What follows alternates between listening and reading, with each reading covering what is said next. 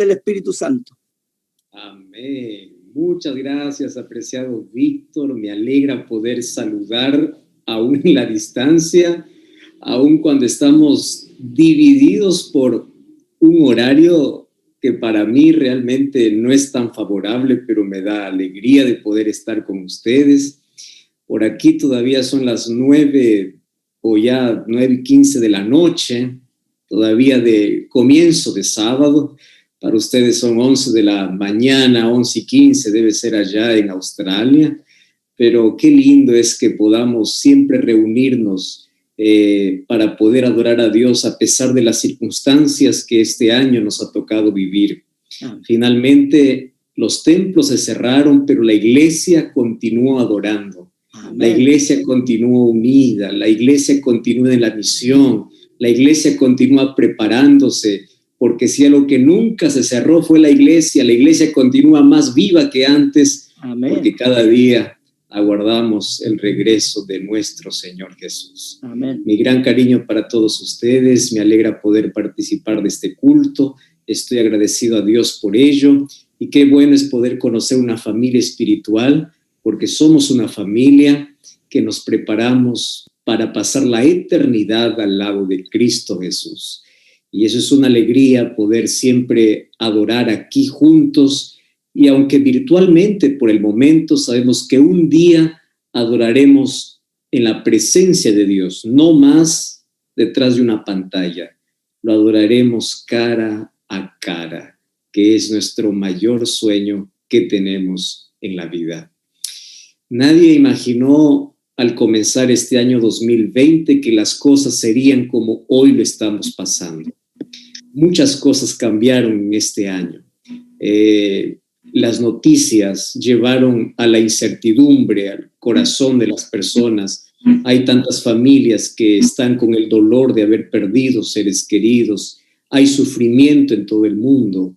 Instituciones fueron cerradas, puestos de trabajo también. Los aeropuertos cancelaron todos los vuelos. La educación cambió, el formato de educación cambió. Nuestra forma de adorar cambió. ¿Cuándo íbamos a imaginar antes que tendríamos que adorar a través de la tecnología?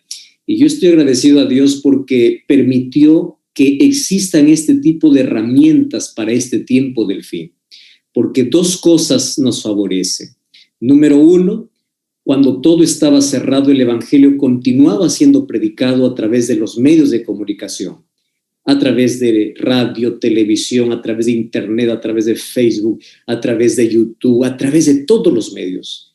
Y Dios permitió que podamos tener estas herramientas para este tiempo, porque el evangelio tiene que volar, el evangelio tiene que llegar a toda nación, tribu, lengua y pueblo. Y aunque estamos aislados, aún así nos mantenemos conectados. Pero esto nos enseñó muchas lecciones también. Por ejemplo, las cosas pueden cambiar rápidamente.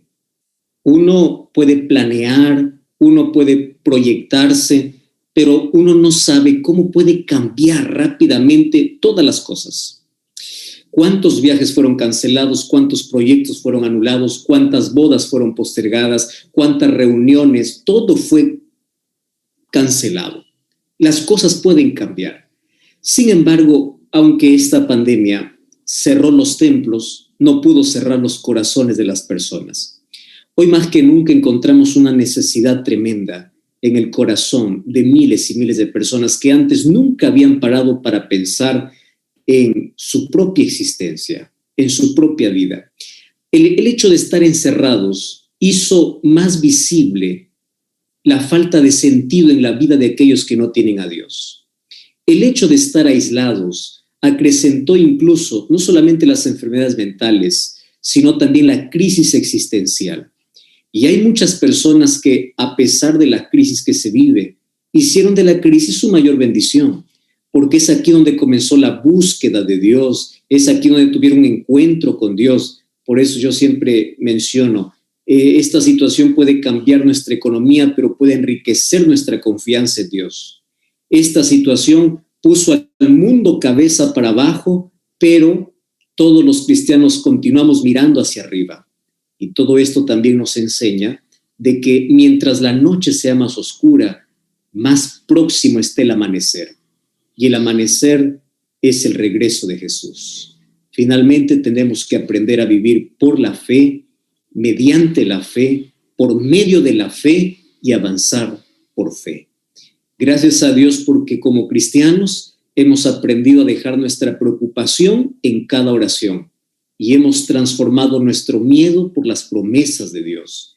Esta situación ayuda para que la iglesia más que nunca pueda despertar, pueda proclamar el evangelio y pueda prepararse como nunca antes para el regreso de Jesús. Y eso quiero hablar en este momento. Y yo quiero abrir la Biblia y permítame hacer una corta oración para poder alimentarnos hoy de la palabra del Señor. Querido Dios, nuestro corazón está dispuesto para oír tu voz y queremos que tu Santo Espíritu pueda colocar esta verdad en nuestro corazón. Que hoy podamos ser inspirados y motivados por tu palabra. Que tu presencia esté con cada uno de tus hijos que están participando de este culto. En el nombre de Jesús. Amén. En la Biblia yo encuentro que hay varios temas importantísimos que a veces no siempre son mencionados. Yo quiero hablar hoy sobre un tema bíblico, doctrinal, que tiene que ver con Dios, que aparece en la primera página de la Biblia y en la última página de la Biblia. Préstenme atención. Aparece en la primera y en la última. Génesis 1 y Apocalipsis 22. Y hoy quiero hablar acerca de la presencia de Dios, específicamente hablando sobre el Espíritu Santo. Génesis capítulo 1, versículo 2 dice así: la tierra estaba desordenada y vacía, y las tinieblas estaban sobre la faz del abismo, y el Espíritu de Dios se movía sobre la faz de las aguas. El Espíritu Santo, como Dios, estaba participando de la creación, y estaban allí presentes el Padre, el Hijo y el Espíritu Santo. Me llama la atención que el libro de Juan, capítulo 1, dice que Jesús es el autor de la creación. Claro que Dios, cuando hablamos del Padre, del Hijo y del Espíritu Santo, son los tres que están involucrados en las obras de la creación y de la salvación. Y me llama la atención también que el Espíritu Santo acompañó desde el origen de todo. Cuando voy al capítulo 22 de Apocalipsis, me sorprende que en la última página de la Biblia aparece otra vez el Espíritu Santo. Y en el versículo 17 dice así: el Espíritu y la esposa dicen ven, y el que oye diga ven, y el que tiene sed venga, y el que quiera tome del agua de vida gratuitamente. La esposa hace referencia al pueblo de Dios.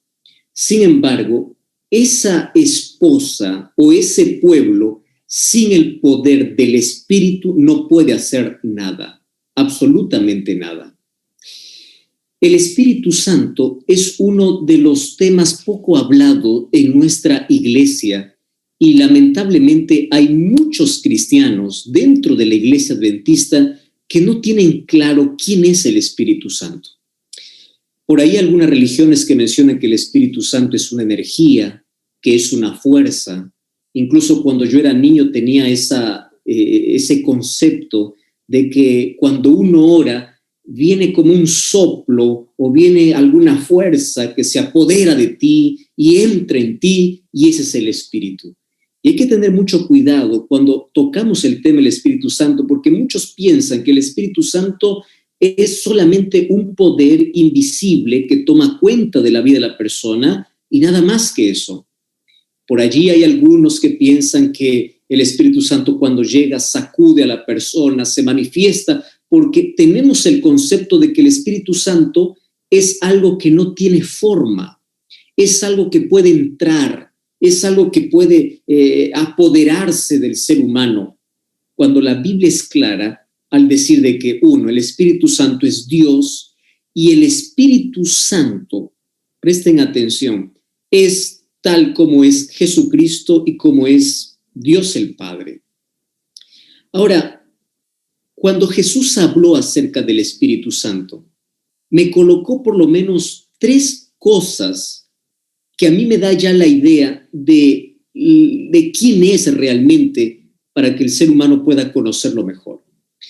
Abran sus Biblias en Juan capítulo 14. Y Juan capítulo 14 nosotros lo tocamos siempre para hablar acerca de la segunda venida de Jesús.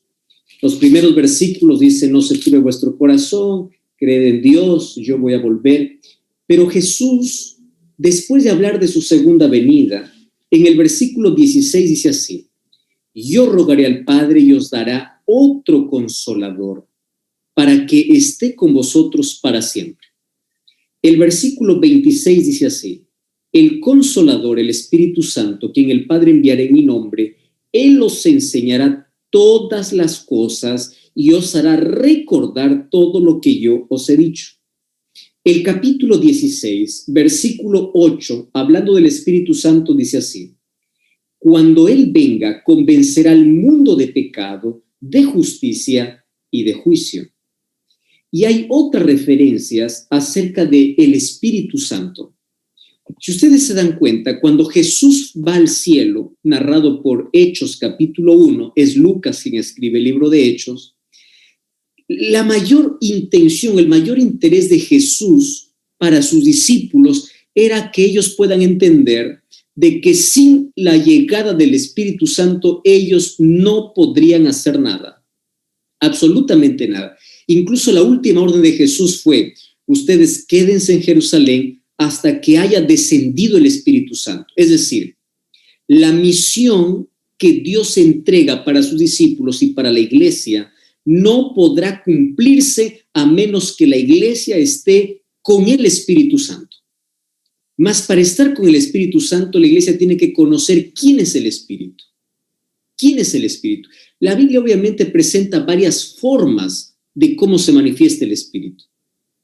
En el bautismo de Jesús, el Espíritu Santo descendió en forma de una paloma.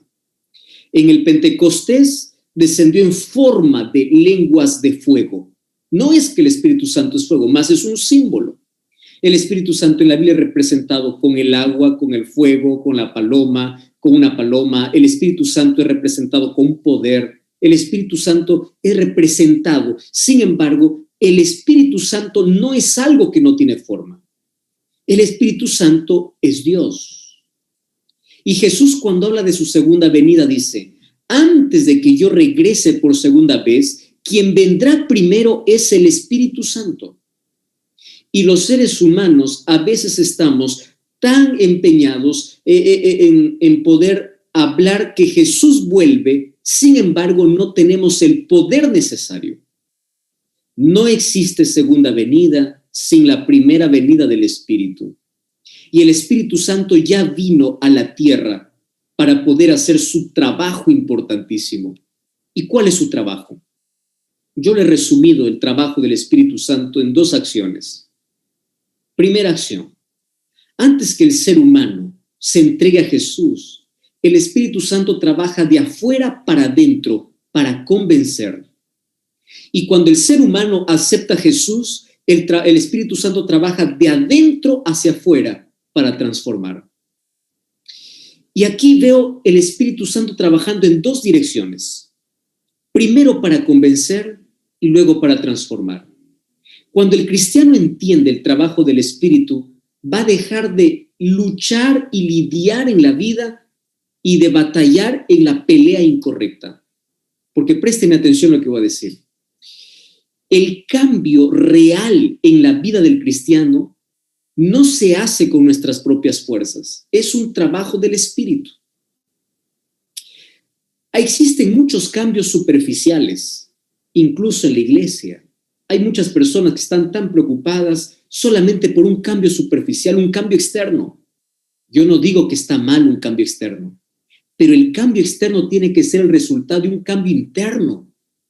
Porque si el cambio no viene de adentro para afuera, llegaremos a ser como los fariseos, a los cuales Jesús dijo: sepulcros blanqueados. Por fuera están preciosos, pero por adentro están podridos. El verdadero cambio en la vida solamente es cuando permitimos que el Espíritu Santo actúe en nosotros. Y la pregunta es: ¿cómo actúa? Ese es el asunto principal. ¿Cómo actúa el Espíritu Santo? Para que el Espíritu Santo actúe en la vida del cristiano, el cristiano tiene que permitir que el Espíritu Santo haga el trabajo. ¿Eso significa que podemos estorbar el trabajo del Espíritu Santo? Sí, con total seguridad. ¿Cuántas veces confiamos más en nuestra capacidad que en el poder de Dios? ¿Cuántas veces confiamos más en nuestra habilidad que en la dependencia de Dios? ¿Cuándo el ser humano comienza a estorbar el trabajo del Espíritu Santo? Cuando comienza a dejar de depender de Dios. Cuando el ser humano se llena de autosuficiencia, el ser humano ya no tiene más la presencia de Dios. Y ahí está el secreto de la vida de todo cristiano. El secreto de vida del cristiano es estar vacío de autosuficiencia para ser lleno de su presencia. ¿Y cómo me lleno de la presencia de Dios? Eso se resume en una sola palabra: dependencia absoluta de Dios. ¿Y cómo yo dependo de Dios? No existe un secreto para ello. No existe dependencia a menos que no haya oración, a menos que no haya estudio profundo de la Biblia y a menos que no haya testificación. Existen otros hábitos espirituales, pero eso es lo fundamental en la vida. Un cristiano sin oración no puede luchar. Un cristiano sin Biblia, que no profundice su conocimiento en la palabra de Dios, no puede estar lleno del poder de Dios.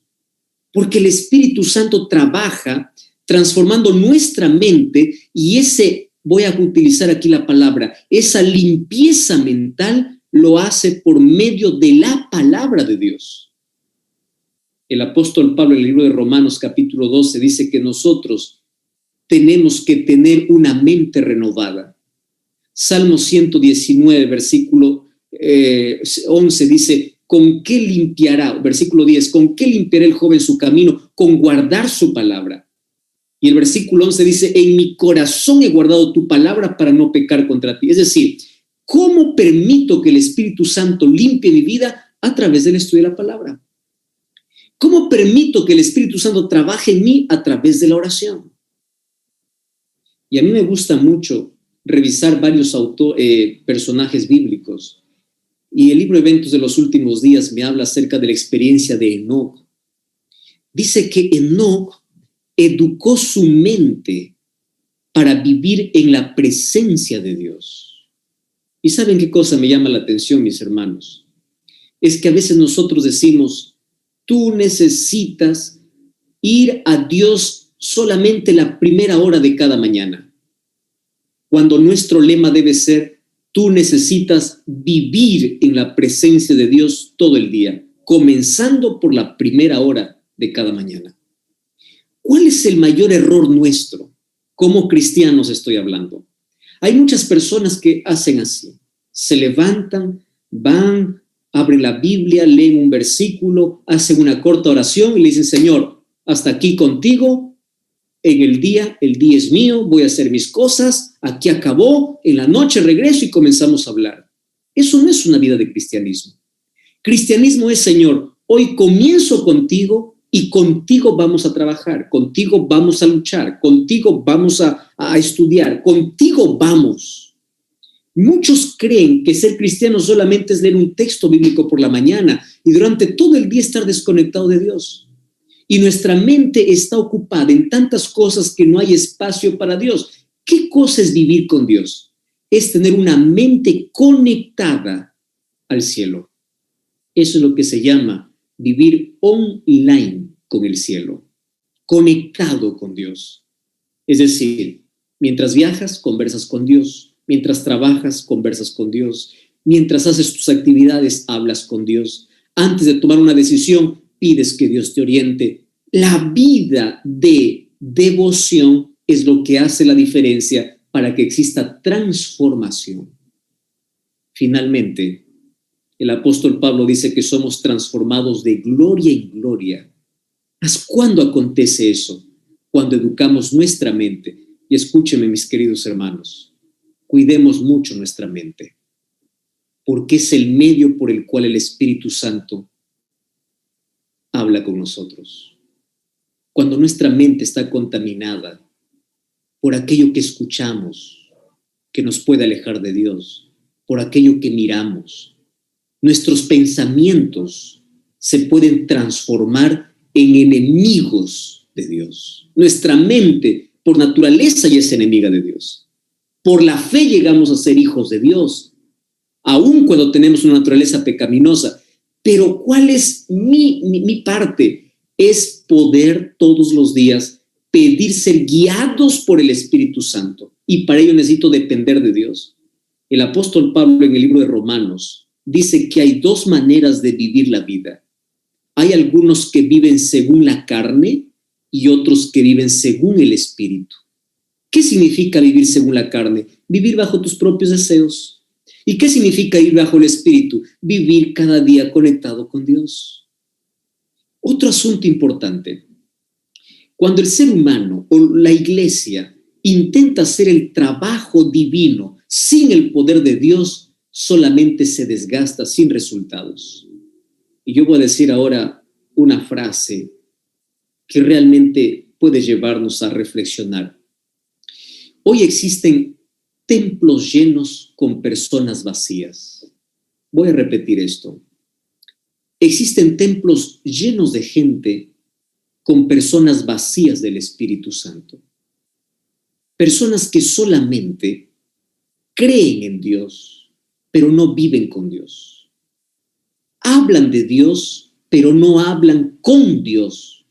Ustedes se dan cuenta, la diferencia en las palabras es mínima, pero eso es todo la diferencia en la vida del cristiano. Topser, que es un escritor cristiano, dijo lo siguiente: si el Espíritu Santo fuese retirado hoy de nuestra iglesia, la iglesia continuaría haciendo las mismas cosas sin percibir la diferencia que el Espíritu Santo ya no está. Si el Espíritu Santo hubiese sido retirado de la iglesia apostólica, la iglesia apostólica hubiese dejado de hacer el 95% de las cosas que hacía y todos se hubieran dado cuenta de que el Espíritu Santo fue retirado. Y esto me lleva a una reflexión profunda. ¿Será que la mayoría de cosas que hacemos lo estamos haciendo sin Dios? ¿Será posible que existan cristianos que dicen amar a Dios pero no conocen a Dios? La realidad de la iglesia de la Odisea, que es nuestra realidad en Apocalipsis capítulo 3, del versículo 18, es que es una iglesia aparentemente llena por fuera pero vacía por dentro. Por fuera está bien vestida, pero por dentro está desnuda. Por afuera parece que ve bien, pero por adentro es ciega. Por eso es que el consejo que Jesús da es: yo te aconsejo que de mí compres oro refinado en fuego, que cubras tu desnudez con vestiduras, pero que unjas tus ojos con colirio para que veas. Ese ungimiento de colirio es el trabajo del Espíritu Santo para hacernos ver cuál es nuestra necesidad. ¿Cuál es la mayor necesidad hoy de la iglesia? Tener el Espíritu Santo. Porque la misión terminará en este mundo no con nuestra capacidad, no con nuestras fuerzas, acabará con el poder del Espíritu Santo en la vida de las personas que le permiten. Es así como acabará. Ahora saben, en la Biblia yo encuentro una ilustración muy clara hablando del Espíritu Santo cuando Jesús contó la parábola de las 10 vírgenes. Ustedes saben que las 10 vírgenes representan al pueblo de Dios en su totalidad. ¿Qué cosa hace la diferencia entre la virgen prudente y la virgen insensata? Si vemos las semejanzas, hay muchas. Todas están ansiosas porque venga el esposo. Todas fueron invitadas a la fiesta. Todas duermen en un momento. Todas cabecean. Todas tienen lámparas. La única diferencia entre la prudente y la insensata es que una tiene aceite de reserva y la otra no. ¿Y a qué representa el aceite en la vida del cristiano? El poder del Espíritu Santo. Dios. Entonces, la pregunta es: ¿cuánta necesidad yo tengo en mi vida de buscar a Dios y de pedir que yo pueda ser guiado por el Espíritu de Dios? Ustedes saben que para muchos ser cristiano es una de las cosas más pesadas de la vida. Por eso es que hay muchos que viven un cristianismo sin alegría, porque piensan que ser cristiano es andar con una lista de hacer cosas y de no hacer cosas. No, ser cristiano es una vida de entrega, de comunión y de felicidad a pesar de la adversidad, porque el Espíritu Santo hace lo que nosotros no podemos hacer. El libro Joya de los Testimonios, tomo 3, página 212. La sierva del Señor escribió así: la promesa del Espíritu Santo es algo en lo cual se piensa poco. Presten atención a estas palabras. Se piensa poco y el resultado es tan solo lo que podría esperarse. ¿Cuál es el resultado? Sequía, tinieblas, decadencia y muerte espiritual. Los asuntos de menor importancia ocupan nuestra atención y aunque el Espíritu es ofrecido en su plenitud, falta el poder divino para nuestro crecimiento. Wow, ese texto es impresionante. A veces nuestra vida está enfocada donde no debe. Y es allí donde radica nuestro mayor problema. Es allí donde radica el mayor problema de la iglesia de la Odisea. Porque piensa que tiene todo, pero por dentro no tiene nada. Porque es solamente apariencia sin esencia. Eso es lo que Jesús llama de hipocresía espiritual. Por afuera limpio, por adentro sucio. Por afuera vestido, por adentro desnudo. Por afuera cálido, por adentro frío. Y eso lleva a la mayor tibieza espiritual. ¿Saben? Patriarcas y Profetas, página 201, 202, dice así: las mayores victorias del cristiano no se ganan mediante el talento o la educación, mediante la riqueza o el favor de los hombres.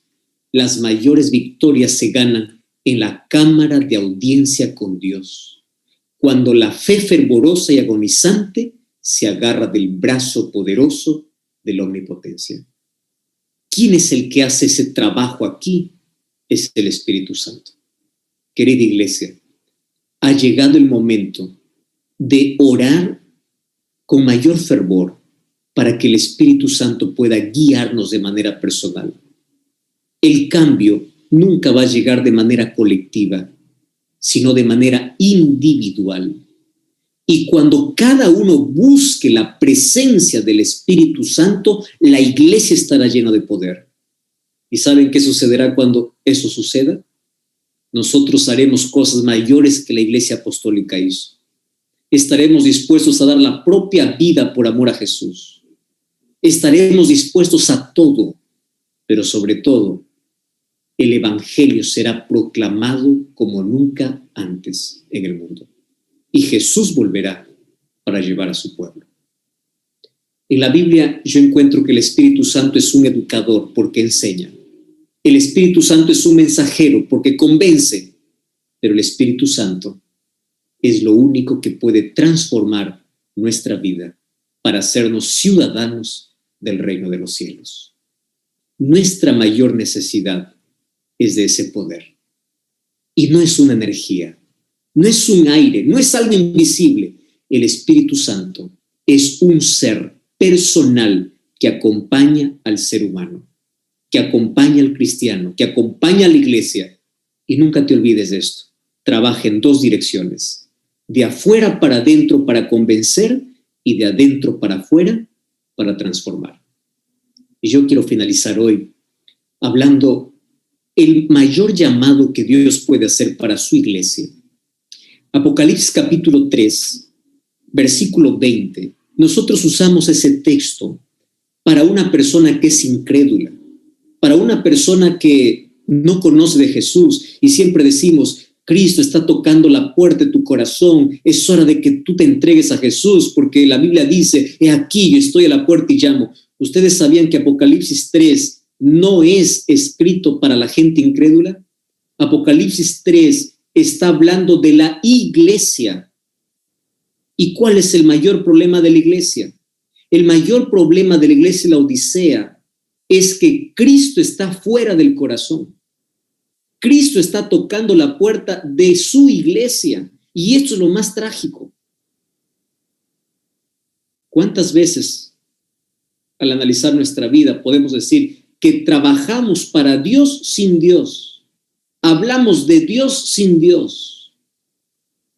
Porque Cristo está fuera de nuestros planes, fuera de nuestros proyectos, fuera de nuestros negocios, fuera de nuestros estudios, fuera de nuestra vida. Cristo solamente para algunos es el asunto de sábado. Cristo para algunos es solamente un asunto de un momento en la mañana y una oración por la noche. No, Cristo tiene que estar dentro. Dentro. ¿Y cómo es que Cristo está dentro? Allí yo necesito aprender a depender de Dios todos los días. Finalmente, cuando Cristo está dentro de la vida, entonces el espíritu y la esposa dicen ven, y el que oye diga ven, y el que quiere tome del agua de vida gratuitamente. Dios no está buscando herramientas para predicar el evangelio. Dios está buscando personas para proclamar el evangelio. Dios no está buscando edificios. Dios no está buscando estructuras. Dios no está buscando ni siquiera planes y proyectos brillantes. Dios está buscando personas llenas del Espíritu Santo para hacer grandes cosas en este mundo. Por eso, al escuchar ese llamado de Dios, podemos decir como un día Isaías dijo, heme aquí, envíame a mí. Heme aquí, yo me presento vacío delante de tu presencia para ser lleno de ti. Y para ello, queridos, tenemos que reconocer nuestra condición. Solamente quien reconoce que está enfermo busca el médico. Solamente quien reconoce su condición busca a Cristo. Nuestra condición lejos de Dios es deplorable, es miserable, es triste. Aún siendo cristianos, Cristo puede estar fuera de la vida. Por eso, hoy podemos abrir la puerta del corazón y vamos a decir al Señor, Señor, enséñame a depender de ti. Enséñame a pedir todos los días que el Espíritu Santo guíe mi vida. Gusto mucho de Romanos 8:1. Dice así, no hay ninguna condenación para los que están en Cristo Jesús. ¿Quiénes son los que están en Cristo Jesús? Dice, aquellos que no son guiados por la carne, sino guiados por el Espíritu de Dios. Hoy podemos ser llenos del Espíritu. Y no existe espíritu sin palabra. No existe espíritu sin oración. No existe espíritu sin misión. Vamos a hacer ese compromiso con Dios. Y vamos a decir al Señor, aquí estamos, vacíos para ser llenos de tu presencia. Queremos tener ese aceite. Queremos estar fieles perseverando hasta el final. Sabemos que estamos en el momento final de la historia y Dios está buscando personas dispuestas para ser instrumentos en sus manos. Amén. Vamos a orar. Querido Dios, hoy colocamos nuestra vida en tus manos. Abrimos la puerta de nuestro corazón. Hoy nuestros ojos se abren para ver nuestra verdadera condición. Probablemente hasta aquí hemos vivido un cristianismo de apariencia. Un cristianismo donde por fuera parece todo bonito, pero por dentro está vacío. Y hoy queremos pedirte que aquella promesa pueda ser una realidad en nuestra vida. Que el Espíritu Santo pueda tomar el control de nuestra vida. Pueda tomar el control de nuestra mente, de nuestros pensamientos, de nuestras palabras, de nuestras acciones. Que podamos ser el perfume de Cristo por donde vamos. Que podamos ser la luz de este mundo donde estamos. Que podamos ser transformados de gloria en gloria por ese poder maravilloso que nos prepara para el cielo. Restaura nuestro carácter. Haznos personas idóneas para ti y úsanos como instrumentos llenándonos de tu poder. Bendice a mis hermanos que hoy están participando de este culto y que hoy puedan recibir tu poder en sus vidas. Que hoy podamos ser limpiados por ti Que hoy podamos ser inspirados por ti y que tu Santo Espíritu guíe todas nuestras decisiones, nuestras acciones y nuestra vida. Queremos estar preparados para tu regreso, mas queremos que para ello podamos ser transformados por tu poder. En el nombre de Jesús. Amén.